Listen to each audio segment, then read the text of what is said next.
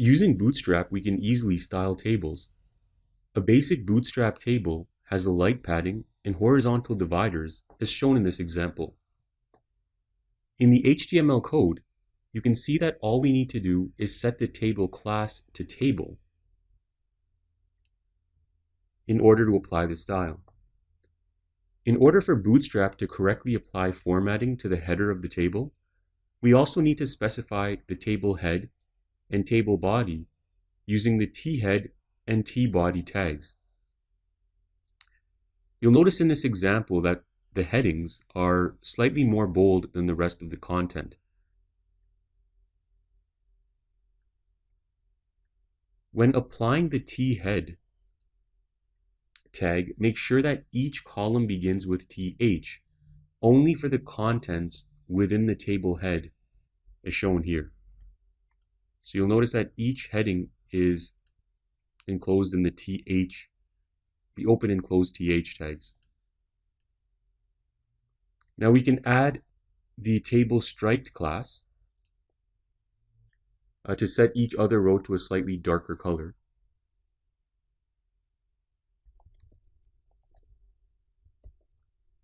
So I'll just save the file and refresh, and we can see that each other row is now light gray. So it adds that distinction between rows. The table bordered class. This adds a borders on all sides of the table and cells. The table hover class.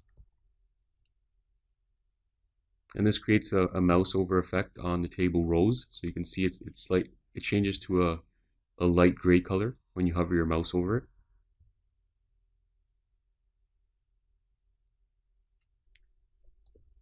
The table condensed class, that will remove some of the padding around the text. And so it's a more condensed table. We can add contextual classes to table rows or table columns. And we'll just do a quick example. I'll add a few classes to each row. Actually, I'll start in the table body instead.